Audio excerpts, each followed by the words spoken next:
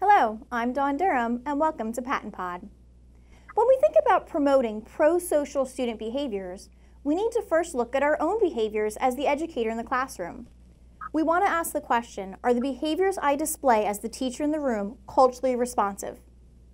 Joining us today to help us navigate culturally responsive classroom management is the founder of My Reflections Matter, Chemay Morales-James. Chemay, thank you for joining us today via Zoom. We appreciate your time. Thanks for having me. Let's start off pretty generic here. Let's just talk about the reason as to why we have to have this conversation. When we think about the data collected, statistically speaking, what do we know about our current classroom management practices across the field? So, when I think about classroom management, especially when I talk about culturally responsive classroom management, most folks kind of get stuck on the very technical aspects of classroom management. So when I say technical, I'm thinking about the employment of PBIS practices, token economy systems, behavior charts, all those kinds of things that teachers like to add in their toolboxes. And that's great. And I think that sometimes there's a need for that. But when I'm talking about culturally responsive classroom management, I'm really trying to shift the focus away from changing a child's behavior to asking what is it about the adult behavior that needs to be modified. Okay. And I don't think that's a conversation that in most classroom management, professional development, teachers are having enough opportunity to engage in.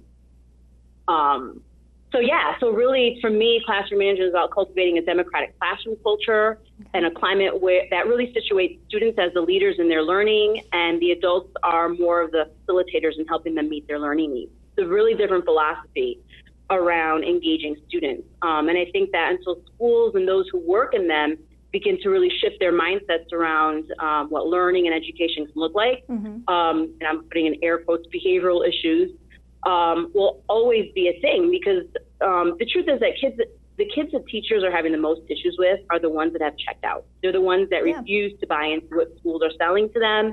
And usually that's the idea that you cannot grow up to be a contributing member of our society without adults telling you what to learn, when, how, and where. And that the learning process is something done to you rather than learning is a process someone does.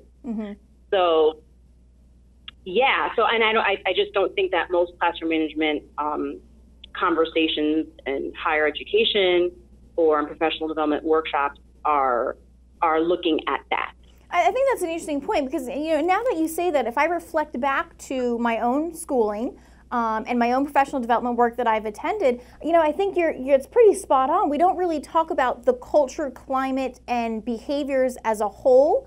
We really kind of isolate and talk about, a ticket system, like you had said, or how to get them to line up nice and neatly in a hallway, or, kind of these, and please understand, those are all very important pieces in a school setting. In any setting, you need to have, the norms and what's appropriate and what's not appropriate behaviors, and we're not disregarding that. But the larger piece is what I hear you saying, and the conversation you want folks to be having is, what is, as a climate, what's the kind of behaviors we're all engaging in, and the philosophies we're all engaging in that would promote the understanding of engagement and students wanting to be engaged in the learning process. Am I understanding this correctly? Absolutely right. And then when we talk about, Black and brown kids, and especially when we look at nationally, the outcomes for predominantly Black and brown children in schools, we know is abysmal. It's always been abysmal. And so, when we talk about classroom management, I feel like the tendency when we talk in terms of how that relates to Black and brown children, there's more of a tendency for people to become even more strict in their thinking and their philosophy around how we manage Black and brown kids. We need to police them, get more security guards in. We need a resource officer that I can call into my classroom when I have a kid who's quote unquote out of control or quote unquote disrespectful, because those are usually the kinds of behaviors that Black and brown children, particularly our Black and brown Latino boys, are getting in trouble for, right? Okay. Which is all based on, an adult's perspective on what they deem is normal and appropriate behavior in a school or a classroom. Okay. I think you're making some good points here, that we need to be thinking about what do we know as kind of what's been done in the past, and how do we take that information and strengthen and enhance ourselves as educators and our districts and our school teams to move forward with this idea of culturally responsive classroom management. I want to pivot for a minute. When we talk about, we talk a lot, when we say classroom management, we oftentimes think about, as you had said, the kids' behaviors. But I really want to focus right now on educator behaviors. And there are 4 behaviors that educators engage in to really promote a culturally responsive classroom. Could you help us out with those 4 behaviors? Sure. And I would add that there's definitely more than 4. And I'll talk about a few of those, or at least the ones that I see that are probably the most challenging, but have the best rewards in the end, right? Okay. Mm-hmm. Usually when I work with teachers, I'll often ask them, like, what do you believe is the most, the number 1 most effective classroom management strategy? And, they'll start listing all those technical strategies that we just talked about. And then I'll ask them, I want you to think about your favorite teacher, and think about what were all the qualities that made that teacher so fabulous. And they'll, shout out things like, they were kind, they were empathetic to my needs, they were fun and exciting, they were humorous, funny. They list all of these things that have nothing to do with all of the technical strategies that they listed around classroom management. And really what this boils down to is relationships. So, and all the research, there's plenty of research out there that has proven and shown that relationships really are the number 1 classroom management or proactive classroom management strategy that teachers can employ in their classroom. The trick is, not everyone is really good at developing relationships. We have adults that can't even develop good relationships with their peers, and they're in classrooms trying to work with kids when they haven't been successful in even developing relationships with their own counterparts.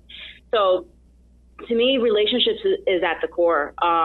If kids see us like family, how are they going to treat us?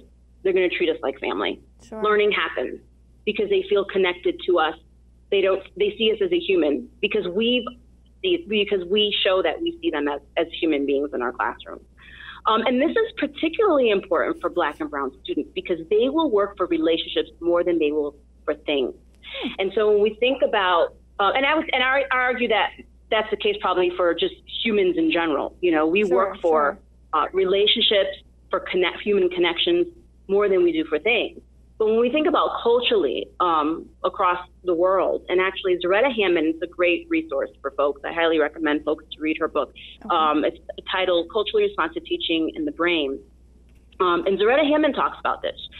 She mentions that in most European cultures, they're rooted in more of an individualistic mindset, while the collectivist worldview is more of a common practice among Latin America, Asian, African American, or African, Middle Eastern, and many Slavic cultures as well.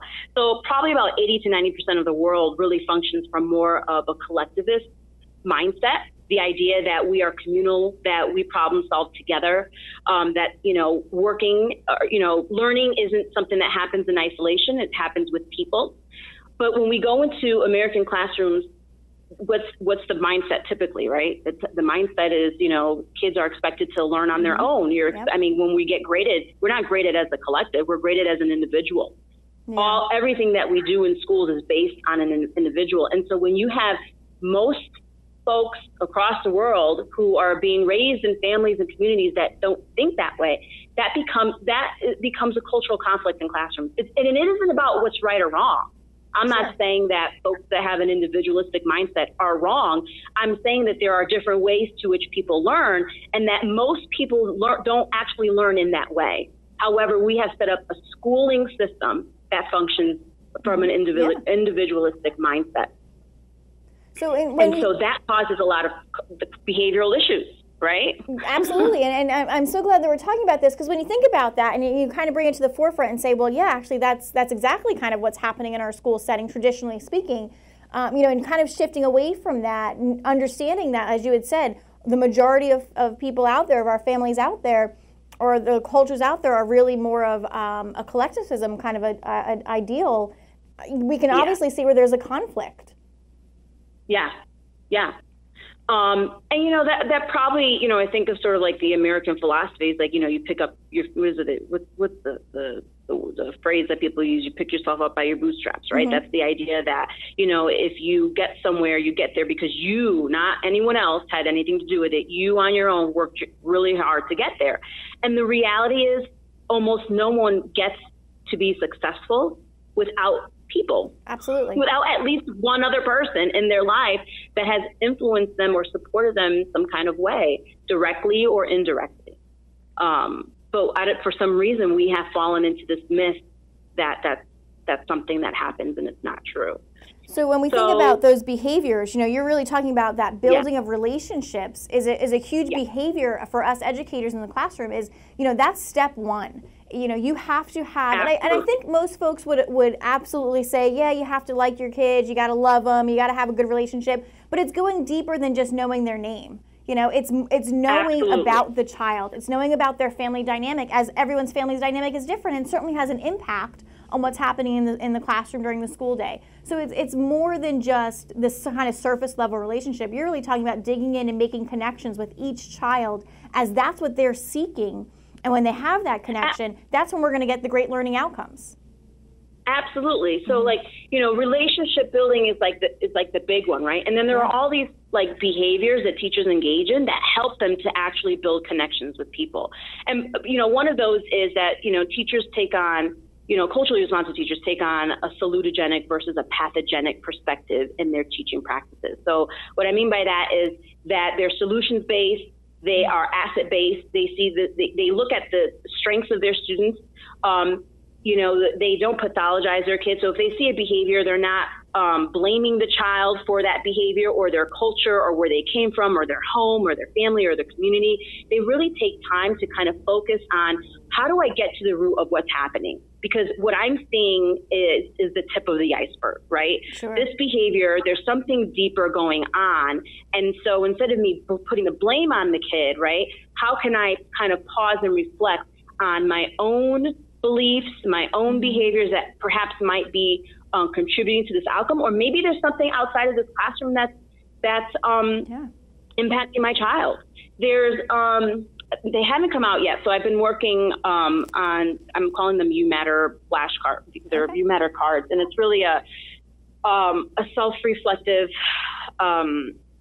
exercise for young people to engage in when there's, you know, behavioral issues that pop up. Because I get it, like, stuff happens in classes, and kids have been in school for a long time and have, you know, unfortunately been, you know, conditioned to think that they have to wait for someone to tell them what to do. And if they come into a classroom where a teacher's philosophy is very the opposite, you know, that teacher still may face some behavioral issues and some pushback because students aren't used to that. So it might take some time for them adjusting to that style.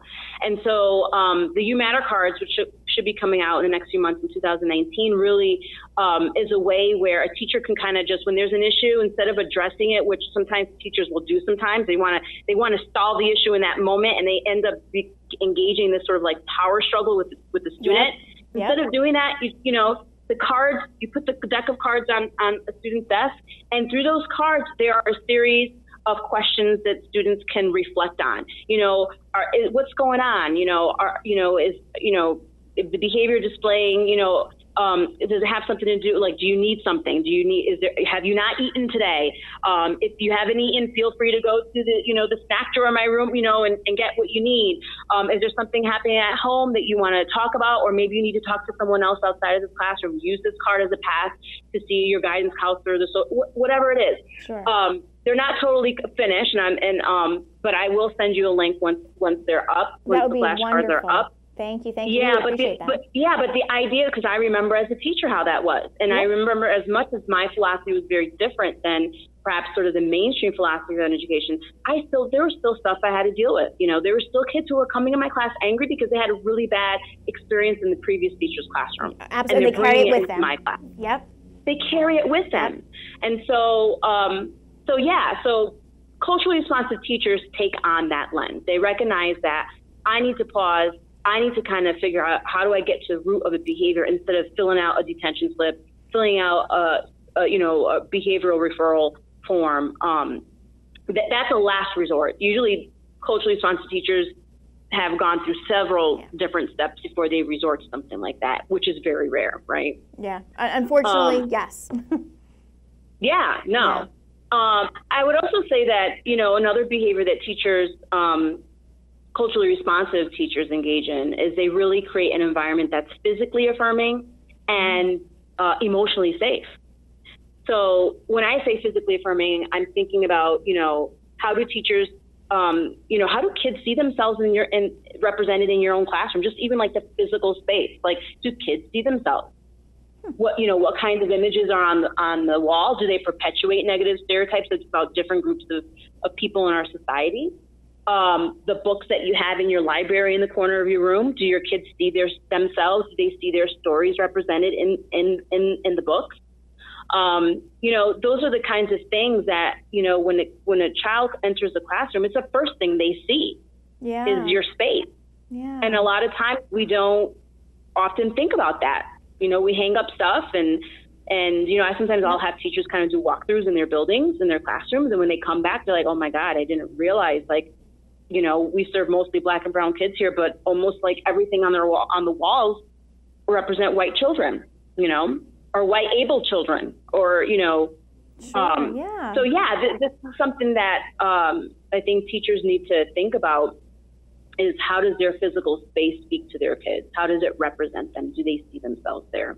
And I think that's a good point. And you had said, I think when you realize it, you kind of look back in your classroom and you go, oh, okay, now I see where this was going, because you just, by no harm, no thought to hurt children, you just kind of do it and you don't realize. And then when you reflect on that, you don't think about it. Exactly. And you kind of have this new perspective and this new lens of which to look at. And one of the things I want to just draw back to those behaviors, relationship building, top of the list, no doubt, a little bit deeper than just that surface, saying hi to a kid in the hallway, digging really deeper into building that relationship. You talked a lot about self-reflection, not only in engaging self-reflection, but in promoting self-reflection for the students.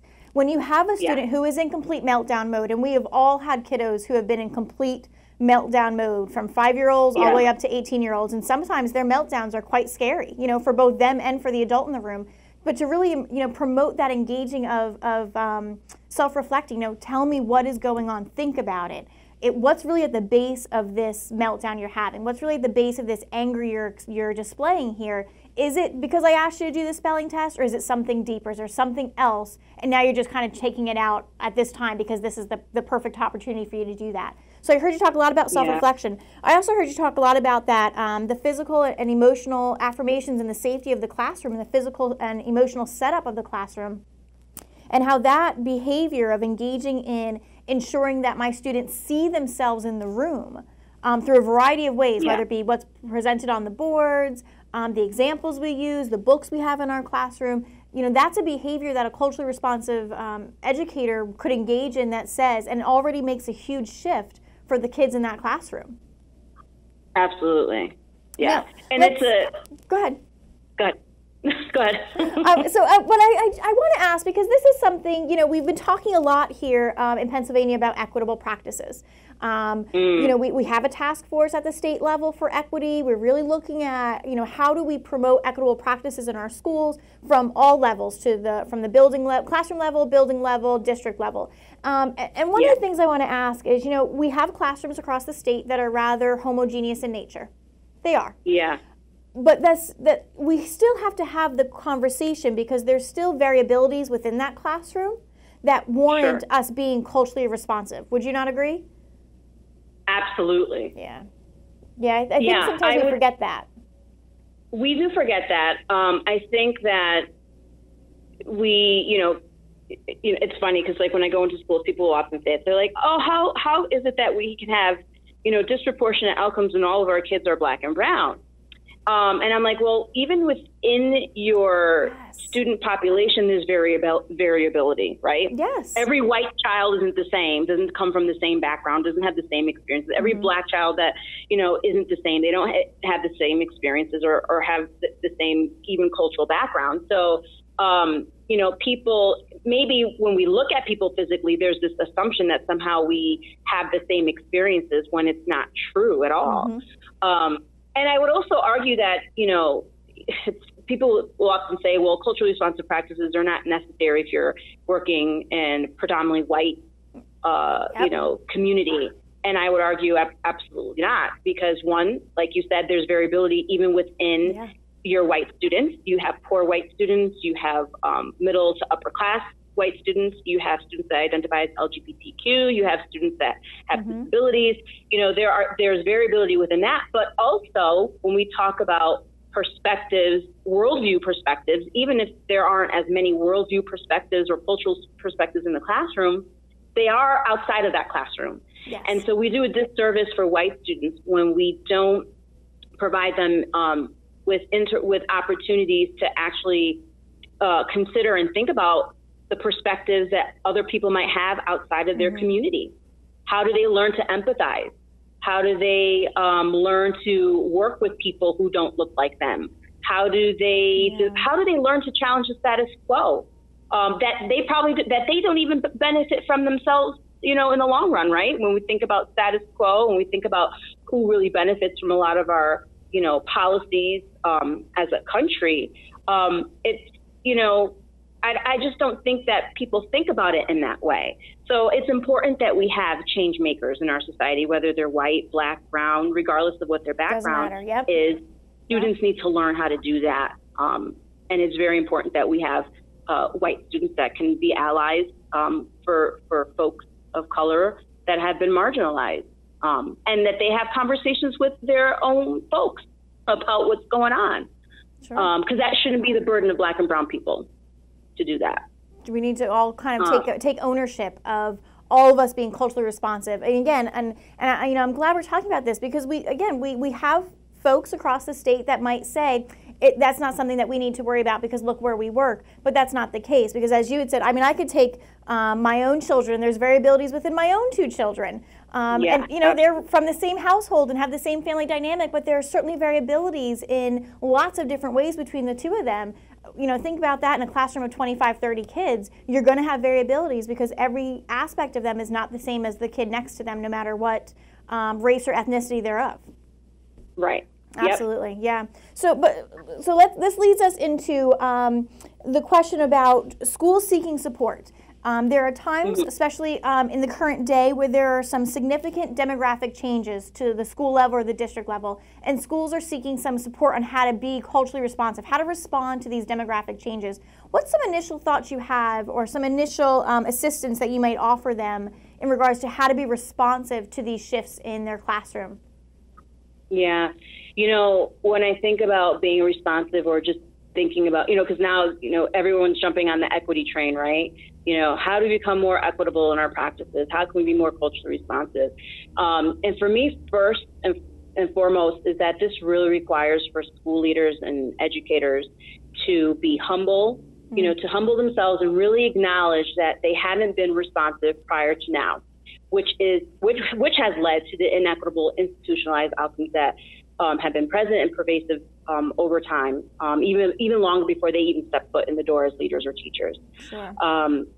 Just like the restorative indigenous practices that many schools are now adopting in their schools, they need to really acknowledge the harm that they've done as an institution, ask for forgiveness, and ask those that they've harmed what they suggest needs to happen to repair what has been done, and actually do it.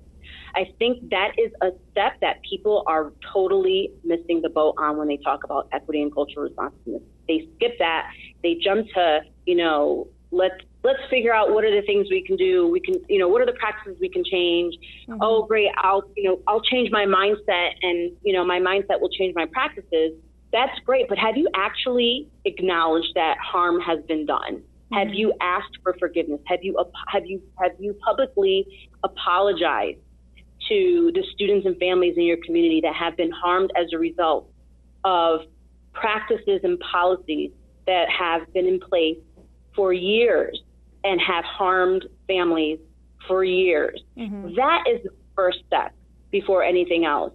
And that, I guarantee, will begin to, you know, break some of the barriers that a lot of educators are facing with a lot of the kids that they teach and the families whose children they're teaching. So that's humble self-reflection. People are angry. Yeah, people are angry.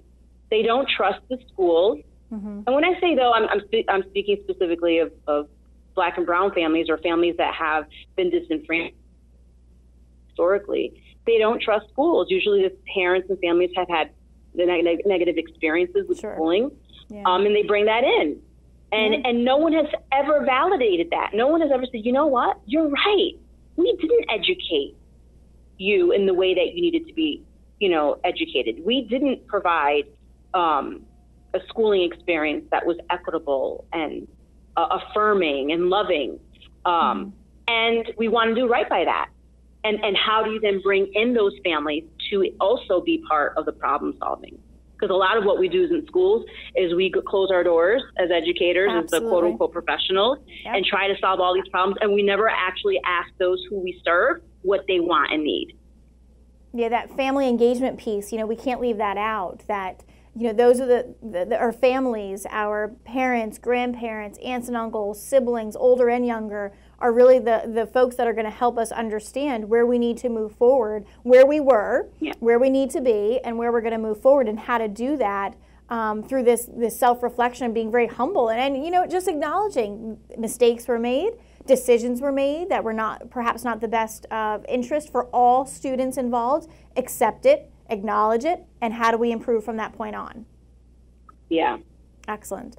Now, where can we go if we're looking for more information, not just on being culturally responsive classroom management, but just kind of culturally responsive in general? Where can we send folks to get some more information? So folks can definitely visit my website. That's myreflectionmatters.org. So there's a resource library of culturally responsive educational products from curriculum, books, film, educational apps, etc., that folks can kind of, look through, and they can click. It'll direct them to links to where they can actually get those resources. Excellent. Also, there's also, I also put on workshops and professional development. So it's particularly around how do we support, as educators, how do we support Black and Brown children developing positive, healthy racial and ethnic identities. So folks can definitely, on my website, if you click on services, you can learn more about the types of services that I offer. Excellent. For educators. But I also want to share some of, my go-to places where I get my own professional development and resources. So some places that I love to go to are embracingrace.org is a great website that I highly encourage educators who are looking to kind of unpack some of their conceptions around race in the classroom. Great resource. And they also have, I think, a podcast. Teaching Tolerance has some great resources as well.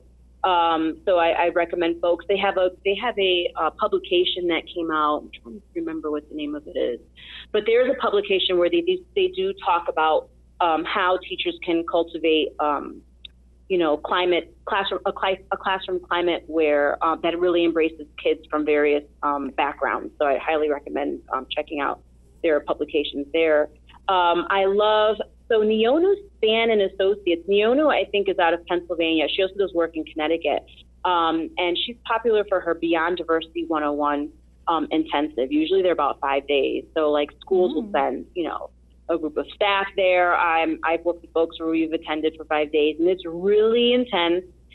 They get deep down and personal, and it's really about unpacking, our racial biases and examining how organizations perpetuate oppressive practices and how we can begin to dismantle that back in our own educational work environment. So I highly, suggest folks check her out. That's NIYONU, Neonu Span, SPANN. And that's where I get my professional development done. I just recently had seen Dr. Joy DeGruy, DEGRUY. She wrote Post-Traumatic Slave Syndrome. Great book, great research that she did. I just went to a 2-day intensive with her here in Connecticut. I know she was in Princeton in June, so you may want to check out and see where she is in New Jersey next time, because she's all over the country, but she's phenomenal. And she really does a great job at talking about the history of our country, but really the history that we haven't been told. And I think part of the problem is for us as teachers is that we haven't been told the truth about the history of our country. We haven't been told the truth about the history of various folks. And so when we don't know the truth, we come in with all these different misconceptions. And that influences how we connect or don't connect with people. Sure. So I highly recommend folks to kind of do, figure out what kind of personal journey they need to take and connect with the folks that can help them undo some of the stuff. People's Institute for Survival and Beyond, another phenomenal organization that they do Undoing Racism. I don't know if you guys have brought that to Jersey yet, but their popular series Undoing Racism is also another good workshop series. And then there's the Center for Racial Justice, which is out of New York, and the NYU Metro Center, which is where I worked out of, and a lot of my work was influenced by the 10 years that I was there at NYU. So definitely check out NYU Metro Center. Well, this is a great list. Thank you very much. This is a wonderful list to be able to have. I'm trying to write down as fast as I can, so I can get them all. But this is what we don't want to have happen is for folks to hear this and then kind of turn around and be like, oh, okay, I heard it. It was a good 30 minutes. I'm good now. But we want them to go out to these resources and seek out more information. So I appreciate that you providing such an extensive list of where to go and why we should be thinking there or what they have to offer, because I think that helps folks out in the field understand, oh, there's might be a few things that I do need to kind of hone in on, and where should I be looking rather than just kind of doing this blanketed search for cultural responsive behaviors and who knows what comes up. So I appreciate you giving an extensive list and a little bit more specific. Thank you for that, and thank you for allowing us to engage in this conversation with you. This is something that we need to all be conversing about for the betterment of our students, for the betterment of our communities, for the betterment of the field in general. So I thank you so much for that, Chemay. And one of the things we strive for here at PaTTAN is to really build this notion of we want to grow educationally for ourselves. We want to grow in our own professional knowledge. What advice might you offer to those in the field when they think about growing in a professional manner? What advice would you offer to them? Get as much, I would say get out there. Go find, there are people out here that are doing this work, that have been doing it for a long time, and allow yourself to be vulnerable, to attend a lot of the trainings and workshops that I had mentioned, the folks that lead a lot of these trainings and workshops in the field. Be vulnerable, because they're going to be hard conversations, and you're going to have to look at yourself in a way that you've never looked at yourself and see things that you didn't want to look at about yourself. But I think that's what people need to do. They need to be more vulnerable and more willing to look at themselves in the mirror and face, face some truths that are uncomfortable to face. And I think that's the only way to be better at what we do when we're serving kids. So really self-reflect, and it's okay to be a little uncomfortable at times, right? To be uncomfortable, to say, oh, I'm not sure this is a conversation I want to have. That's the conversation you want to be having. That's the conversation you need to be having. If it makes you feel uncomfortable, that's the one you need to engage in. That's the sign. Awesome. Well, Chemay, thank you again so very much. I appreciate it. And thank you to all of you in the field. You inspire educational growth in your students every day. A special thank you to John Ragsdale. Thanks for having me. Oh, thank you so much for being here with us. A special thank you to John Ragsdale for producing this podcast. We'll see you next time on PaTTANpod.